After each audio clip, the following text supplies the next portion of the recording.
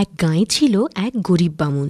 বউ আর বুড়িমাকে নিয়ে খুবই কষ্টে শিষ্টে তার দিন চলত। বৌমা, বলি উনুনে তো হাঁড়ি চাপিয়ে দিলে, ঘরে তো দানাটুকুও নেই। ছেলেও তো সেই কোন সকালে বেরিয়েছে, এখন ফিরলো না।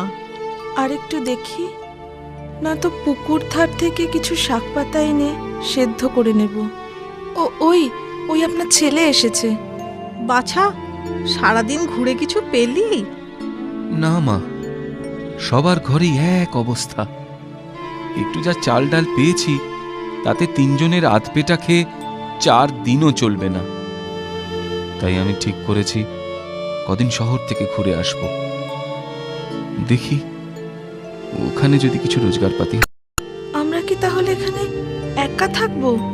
কটা দিনের তো ব্যাপার, আমি